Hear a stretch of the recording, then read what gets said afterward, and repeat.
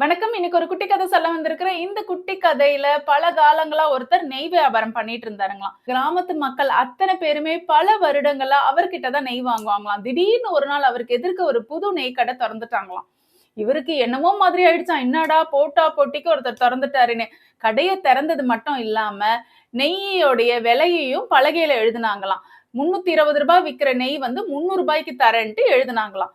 இந்த பழைய ஆளுக்கு ஒரே கடுப்பாயிடுச்சாம். ஐய்யய்யோ! நம்ம ரூ. 320 விக்கிறோமே நெய்யி, எல்லாரும் அவர் கடைக்கு போவாங்களே, நம்ம விலைய கம்மி பண்ணுவோம்னு சொல்லிட்டு, அவருடைய பலகையில ரூ. 280ன்னு இந்த பழைய நெய் கடைக்காரர் எழுதினாருங்களாம். இத பார்த்த புது நெய் கடைக்காரர் ரூ. 260ன்னு இத பார்த்த பழைய நெய் கடைக்காரர் ரூ. 240ன்னு எழுதினாருங்களாம். இப்படியே தினம் இவங்களுக்குள்ளார போட்டா போட்டி இருந்துச்சாம். ஆனா இந்த பழைய நெய் கடைக்காரருக்கு மட்டும் இந்த புது நெய் கடைக்காரருடைய முகத்தை பார்க்கவே முடியலையாம்.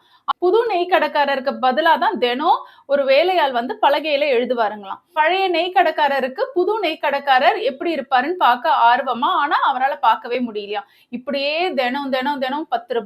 15, ரூ. 20ன்னு கம்மி பண்ணிக்கிட்டே இருந்தாங்களாம் போட்டோ போட்டியில. நாட்கள் போக போக இவங்க நிறைய போட்டி போட ஆரம்பிச்சாங்களாம். திடீர்னு அந்த புது நெய் கடைக்காரர் நெய்யுடைய விலை 1 கிலோ ரூ. 200ன்னு போட்டுட்டாருங்களாம். ரூ. 320ல இருந்து ரூ. 200க்கு வந்தாச்சு. விலை கம்மியானதுனால எல்லாருமே வந்து அந்த புது நெய் கடையில தான் நெய் வாங்குனாங்களாம். ஒரு நாள் பழைய நெய் கடைக்காரரை பார்க்க ஒரு பெரியவர் வந்திருந்தாருங்களாம். அவர்கிட்ட கேட்டாராம், "இவ்ளோ நடந்தும் இவ்ளோ சந்தோஷமா இருக்கிறியேப்பா, எப்படி என்ன விஷயம்?" அப்படின்னு கேட்டாருங்களாம். அதுக்கு இந்த பழைய நெய் கடைக்காரர் சொன்னாராம், "இங்க 2 பேருக்கு நடக்கிற போட்டியின் காரணமா இந்த புது நெய் கடைக்காரரு அவருடைய நெய்யுடைய விலைய ரொம்ப கம்மி பண்ணிட்டாரு. இந்த மாதிரி கம்மி பண்ணதுனால ஊர் மக்கள் அத்தனை பேரும் வாங்குறாங்க. என்னுடைய மனைவி போய் ஒரு 50 கிலோ வாங்கிட்டு வந்தாங்க நேத்து.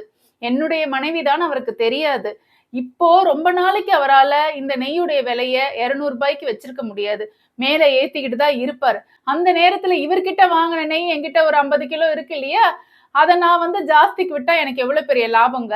அப்படின்னு சொன்னாருங்களாம். இத கேட்ட அந்த பெரியவர் நெஞ்ச புடிச்சுக்கிட்டு அப்படியே கீழ விழுந்தாருங்களாம். உடனே எதிர்க்க இருந்த நெய் கடையில இருந்து அந்த வேலையார், "ஐயா என்னாச்சு என்னாச்சுன்னு?" ஓடி வந்தாராம்.